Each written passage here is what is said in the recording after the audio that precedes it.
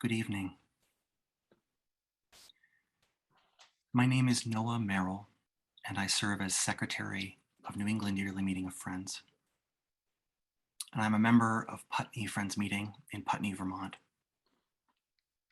the lands of the Abenaki, the Sokoke, and Elnu bands. It's my blessing to introduce our friend John Calvi. Serving as elders for John tonight, and with him here in Vermont, are Francie Marbury, Julie Forsyth, Tom Hoskins, Carol Forsyth, and Marshall Brewer. Holding us in prayer from Maine are Beth Bussier-Nichols and Leslie Manning.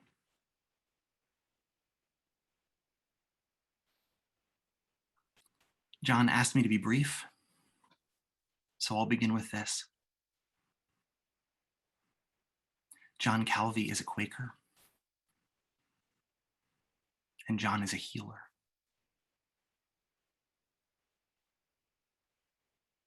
John joined Friends at Middletown Monthly Meeting in Connecticut in 1968 at the age of 16.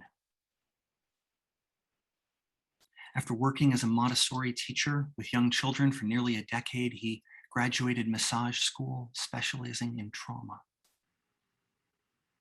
He offered his workshop on healing trauma first at NEYM in 1987 and has offered it most years since.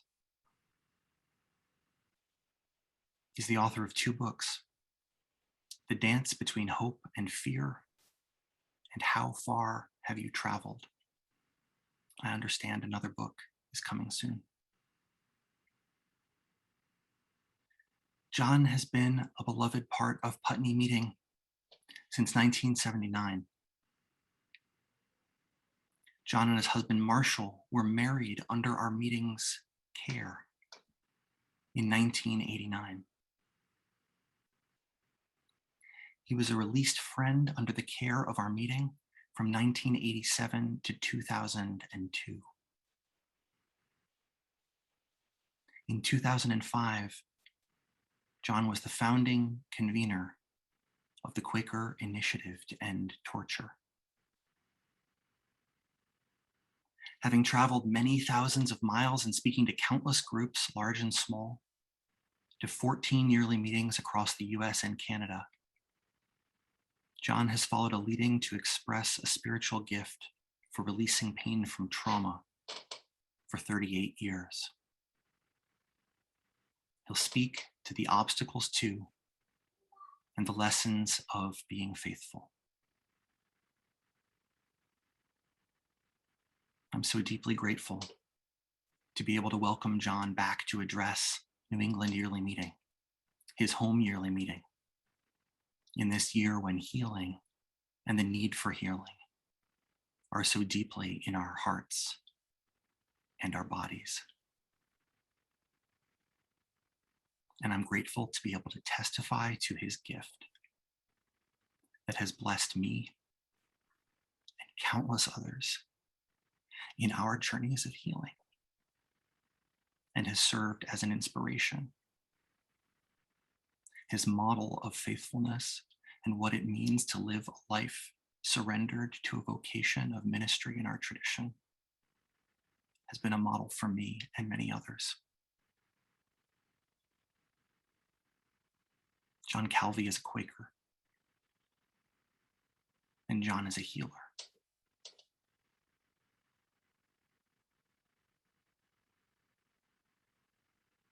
In a few moments, we'll settle back into silence, out of which John will speak as he's led. After John has finished speaking, we'll settle back into silence for a few minutes to allow the message we've heard to sink deeply into our hearts and lives. When he's ready, John will invite us then into a time of questions and answers for the remainder of our time together. Let's settle into stillness now, preparing our hearts. Dear, great, and Holy Spirit, be with me now as I do this work, that we may each of us have comfort, healing, and protection. Friends, I'm honored to speak with you this evening. I want to talk with you about some of the lessons and some of the obstacles I have known by pursuing a leading ministry. I want to speak with you very intimately about my experience. And I hope that I'm using the right words for you to understand me. I am not using the right words for any individual. I hope you will try and hear what I mean.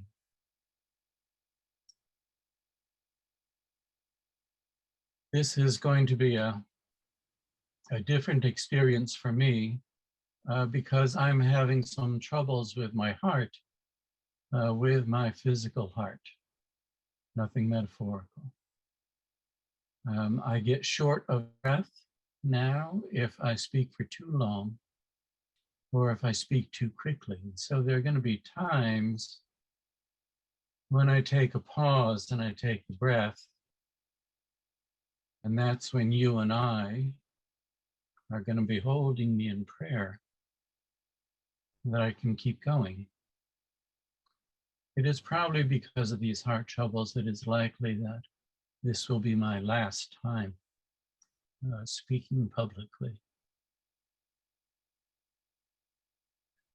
I want to talk with you about the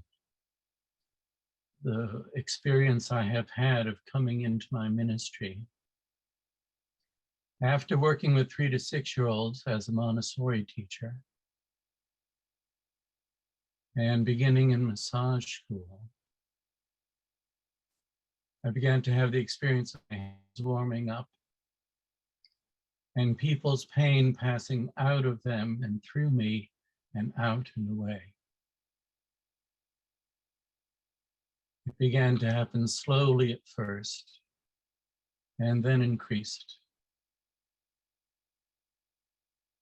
And let me just describe the situation when it really got rolling. I would come into a room to teach a workshop or give a plenary,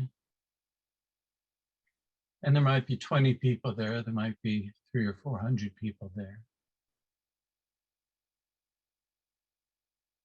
And there might be a half a dozen people there who were strangers to me, people I'd never met before. But I would suddenly receive messages about the nature of their pain, the way we receive messages in meeting for worship. And I might be told about the nature of that pain, how it is layered within the body, and whether it was mine to release that pain. Maybe it was my work to do that today.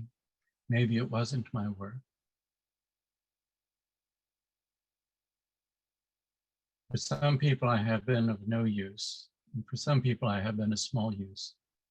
And for some people, I have been part of making a large change through the light, the gift has been given through me.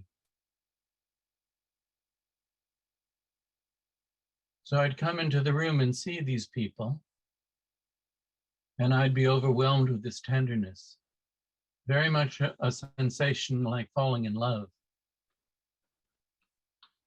And then there would come an opportunity during our time together where I would lay my hands on that person or ask them a particular question. And they would experience a great change. Again, the light that came through me as a gift, certainly not of my own technique or my own practice. And when that change came, we both felt it very differently, washed, living with a new perspective. I came from very violent beginnings. I have lots of old stuff, old anger, old sadness. And in these moments of grace, all of that would be washed out of me until going back into the world, it would begin to become part of me again. But I would have those moments of grace knowing that it is possible to lay down the noise of hurt and the noise of the past, and to increase the amount of time to where that hurt no longer spoke my name. So this was a very large experience to have in a regular way. Making many trips across country to teach many groups, having worked in most states and 5 different countries. For 38 years, this has been a very powerful experience to surrender to. It has taken me a long time to become more graceful in the work, to maintain my disciplines, to learn the lessons of what I have been teaching in my workshops about avoiding burnout, and to surrender over and over again, regardless of the pain that I was going to become a witness of.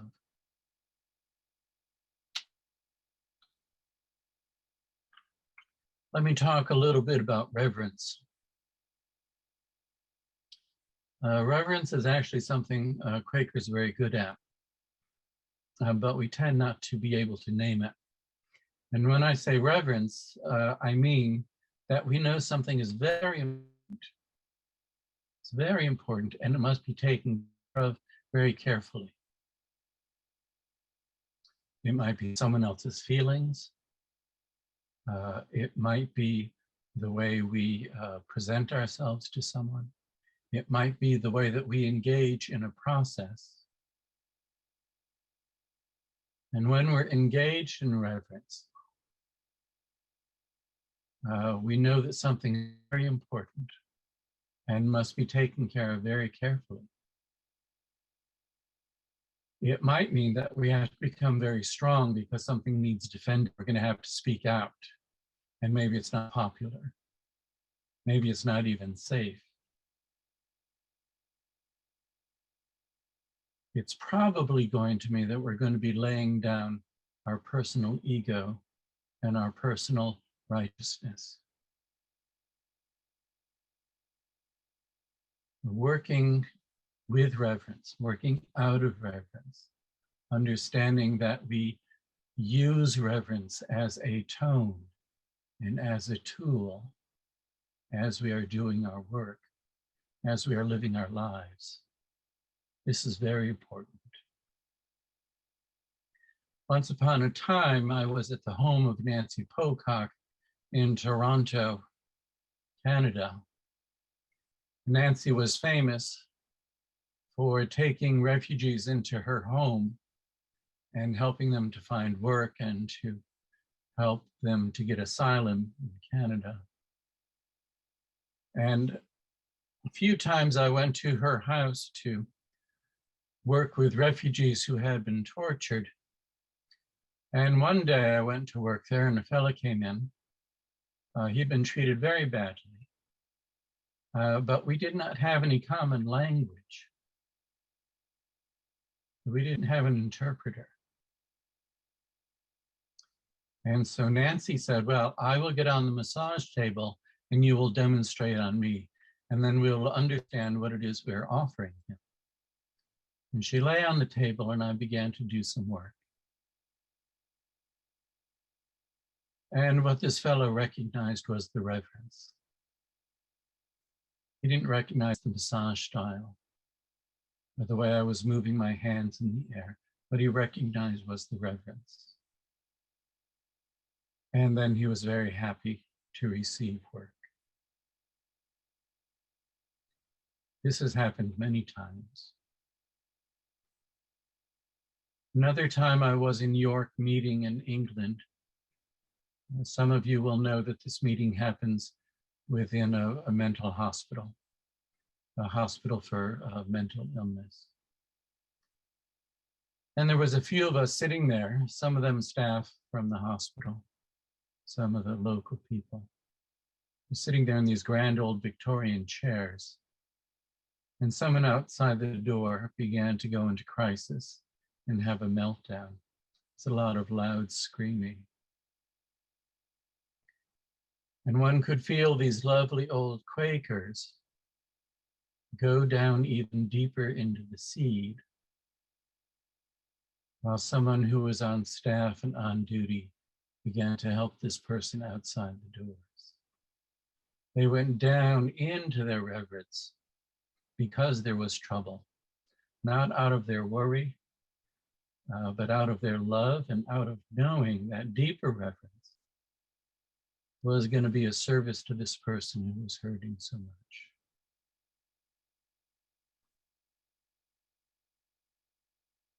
Reverence is a part of hospitality.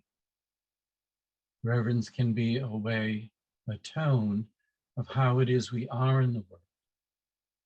And that when we begin to witness hurt and trouble, conflict, we can remember to enter into this reverence so that we are responding in a way which is providing hospitality to people in situations that need help, that we do not add to the pain and the confusion of the circumstance, that we begin to lessen the pain of the world and to lessen the confusion. And don't we all know that there's lots of that in the world for us to do every day?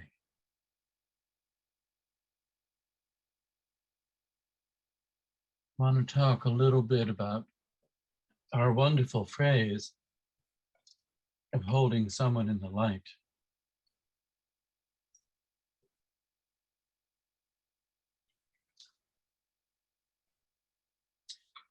It's become a very common phrase.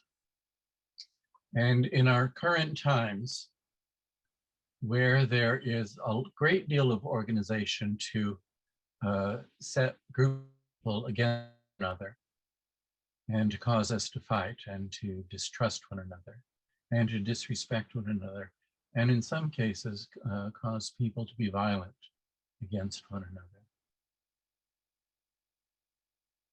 This idea of holding someone in the light becomes very important. And I want to talk about my idea, my experience of holding in the light. To my mind and to my experience, and probably because of my bias as a and as massage therapist, my understanding is that Quakerism is a somatic religion, that we experience this religion within our bodies, that as we come in for silent worship and we settle down in that quiet, there are physiological changes that take place. And as you lay down the noise of the world and you stop trying to hear yourself, which is of course very important. As we do that, we not only experience a difference in our mind and how we think, and letting go of our much too busy schedules in popular American culture and the flashing lights and the overburden that we carry. We come down into that. There's in our bodies many changes. And what I want to suggest is that hold someone in the light. I want to suggest that you think about the essence of that person, that you think about how that person is at their essence, how it is they are like no one else. And maybe it's a sound, maybe a visual, Maybe it's something they said or a particular moment that you experience with them. Or you remember them in your heart. And you remember that essence of them. And you wrap that essence in light. You take them into your heart, or you hold them up high, and you wrap them in light in a way that they are protected, in a way that they are seen for who they are, at their very best, at their essence. Not all of the stuff they've collected, not all the stuff that has happened to them, but who they are at their core. And that's the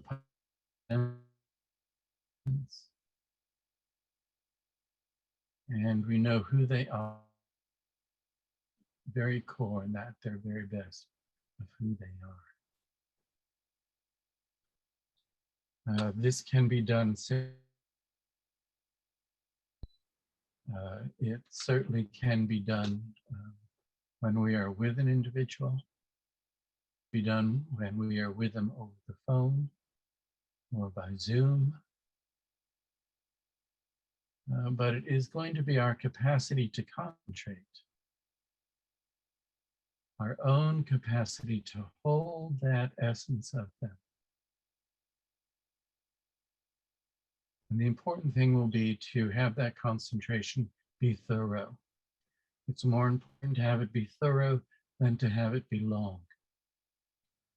The world is going to interrupt us, there's no doubt about that. But it's going to be important that our concentration comes such that we can do that together and wrap that light.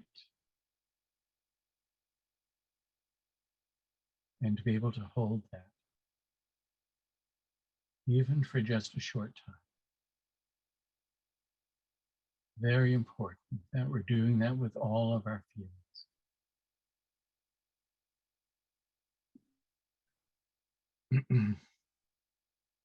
There's a tendency in our culture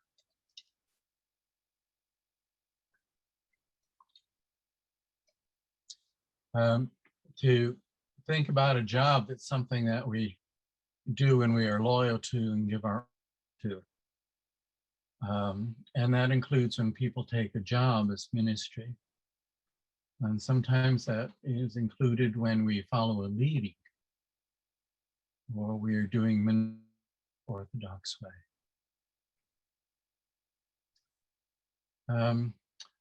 I want to suggest to you that we're actually choosing work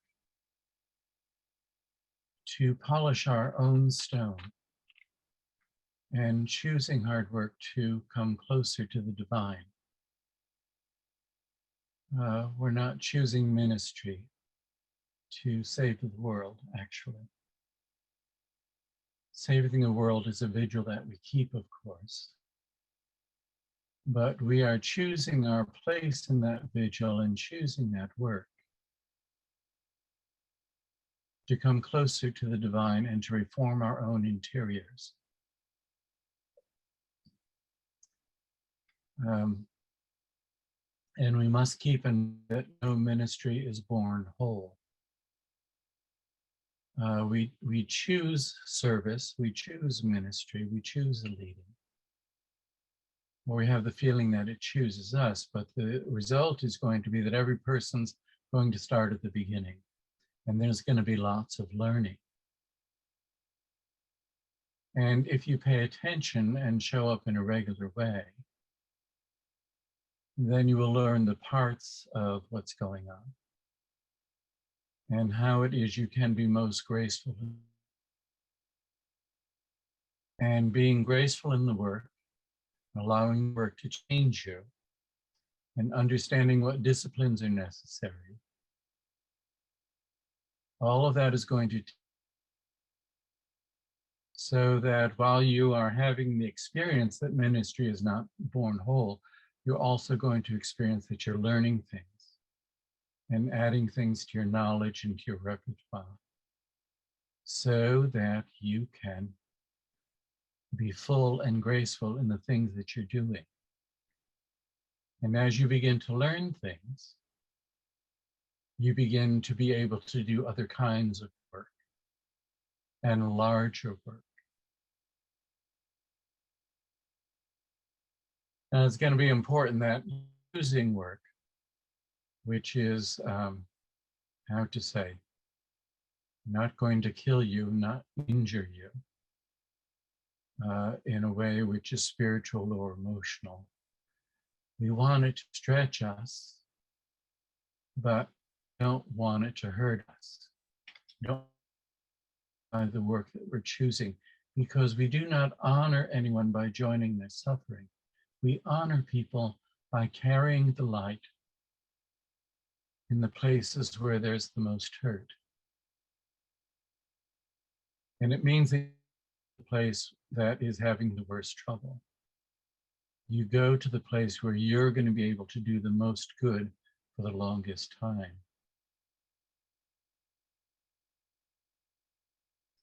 When I began my work, it was in the rape crisis. There was so much for me to learn. There's so much for me to understand. And of course, rape, sexual abuse, sexual assault. This is the survivors of are the there's much work to do. And then I began to move into AIDS work while I continued the rape work. And some of the things that I had learned were very useful about safety, being graceful, but there were all these other things to learn also. And each time I had to learn more about avoiding burnout. So my ministry wasn't born whole, and I made mistakes and I bumped into a whole bunch of things. There are times I made a big mess. I think taken care of doesn't mean stop. Doesn't mean worthy. Doesn't mean you've chosen badly. It means we have to pay attention and take care and see what it is that's here for learning. Once upon a time, I was in the midst of psychotherapy for the sexual abuse I had experienced as a young child. And what came to me at that time was the teach massage in a prison to a dozen murdering rapists. And I can tell you that I did not say immediately, oh, thank you, Holy Spirit, for this opportunity. I'm terrified.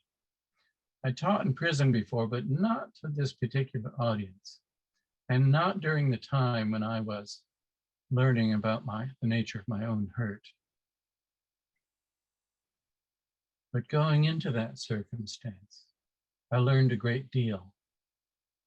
I learned a great deal about the rapist, about the nature of that experience. And now it has parts and pieces.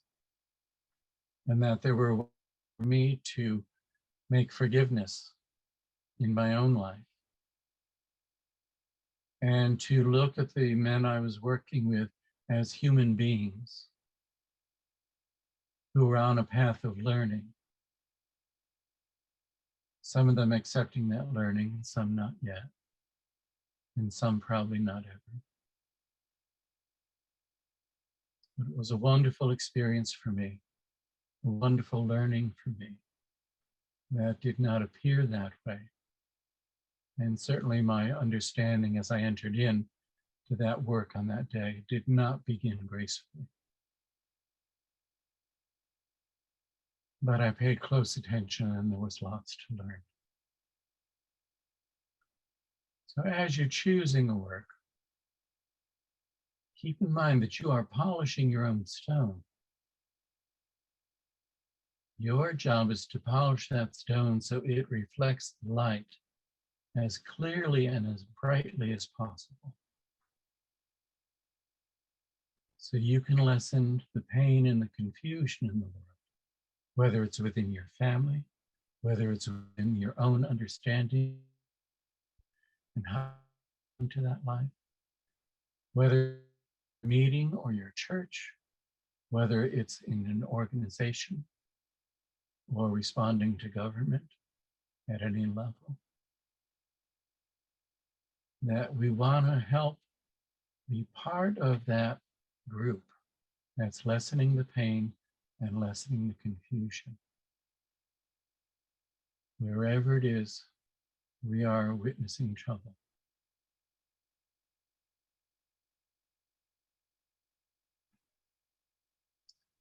I want to talk a little bit about friends having a difficulty of saying no.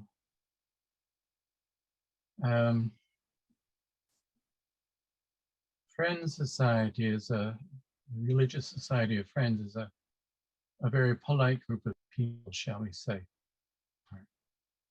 with some wonderful eccentric differences in some people.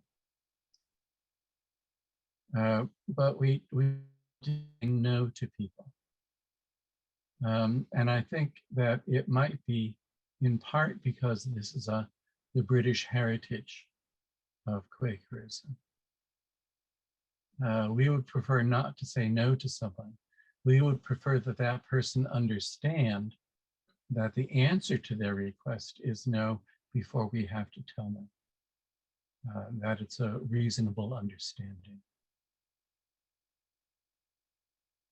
I have been invited into 5 different meetings that were in conflict because of the danger of a pedophile, of men who were had records of hurting children. And this, of course, must never be allowed. And there are situations where some people in the meeting want to say no to have in the meeting house at events, at meeting for worship. And there are other people who are, but we can't say no to someone who wants to come to meeting for worship because they need it, like the rest of us. And there are all sorts of arguments and compromises that go on. But in general, one of the conflicts is that there's a sense among friends that we cannot say no to people. And I want to assure you, this is not true. We can say no to people. We can say no to people who are not keeping their responsibility to the meeting. If someone is ranting within the meeting and it destabilizes the meeting for worship, we can say no to that person. If someone is not maintaining the civility necessary for respect and communications, we can say no to that. We can care for that person. We can make adjustments and compromises, but we can also say no to a person. Often people come in to Quaker meeting for the first time and they look at it and they say, oh, I understand what this is. I know how this works. And then 7 years later, if they keep attending in a regular way, they say, oh, there are underpinnings here that I did not see before. This has a great deal to do with setting aside your ego and listening for those voices that are not of this world. And then if you continue on for another 20 years, another 30 years, each decade you will see and understand more things about the silent meaning for worship and the mysticism involved in that. Now, some people are not going to see that. And they're going to think of Quakerism as a garage that they can drag their beliefs into and call it friends. This is not uncommon. And it is something that we have to attend to carefully specifically, and sometimes with some strength, because Quakerism is not a garage that you can drag anything into.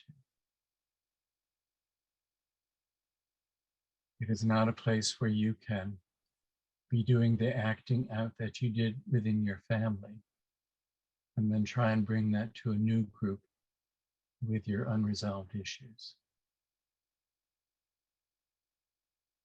A family and a Quaker meeting are two very different things, and their obligations and the responsibilities to a person are very different. And they must not be mistaken for one another. And so our capacity to say no in whatever situation is very important. Very important. We say yes to a lot of things. And sometimes that is the cause of a lot of Quaker burnout. And I want to suggest to you that the capacity to say no is an important spiritual work. Yes. I want to finish up by telling you that once upon a time I was visiting a family, and there was a young boy, a 5-year-old, who wanted to show me the toys in his room, and he took me by the hand down the hallway to his room. And by he asked me for a story. And I sat on the floor cross-legged, and he came and sat in my lap, and I was trying to think what story I would tell him. And I began to tell him Pete Seeger's story of Abiyoyo. And he was enjoying it until I got to the part where there's a description of the monster, which is rather specific. And he reached up with his hand and put it on my lips, and he said, "I don't want to hear so much about the monster." Imagine that. I don't want to hear so much about the monster. I think all of us now, in our current political situation in the United States, and as citizens of the world experiencing climate change, we are each of us having experiences where we're becoming more aware of the troubles of the world and the confusion and the pain of the world. And we are all of us going to have those moments where we're going to be saying within ourselves and maybe to other people, "I don't want to hear so much about the monster."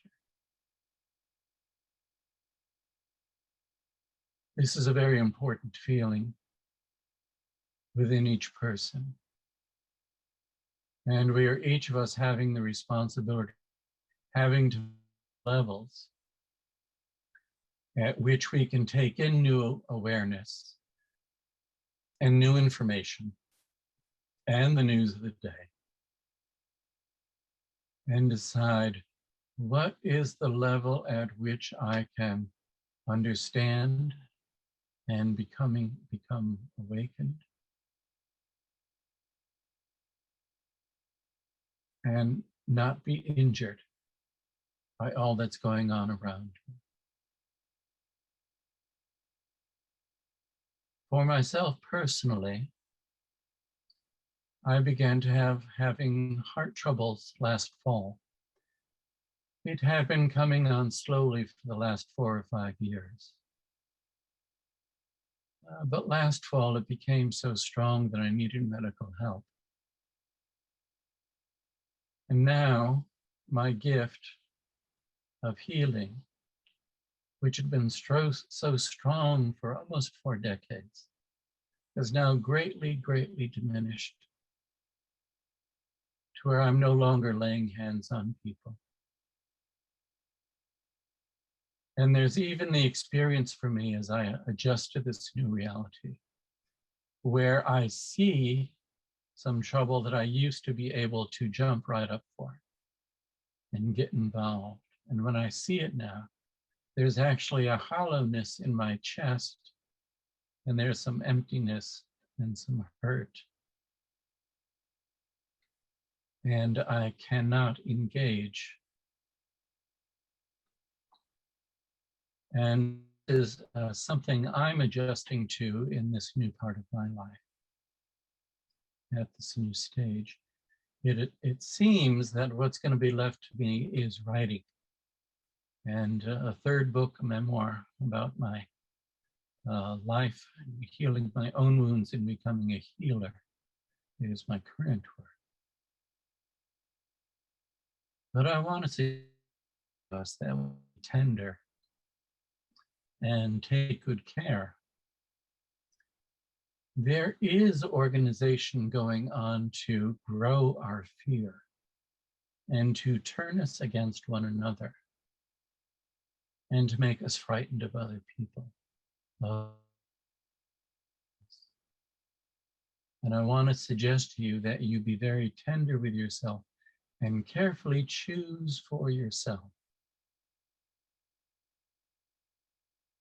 the amount of news you take in, the amount of information you take in, the amount of witness that you make in understanding other people's and other groups and other countries and other continents' pain and troubles, so that you can stay grounded in your faith and you can stay aware of the work that you may be capable of and how you might be called. And you don't have to come to that place where you're reaching up and putting your hand over someone else's mouth and saying, I don't want to hear so much about the monster. If we are tender and careful with ourselves, we will find places where we can do good. And there is much good that needs doing. Yeah. All right. I think what I would like to do now is to enter back into the silence.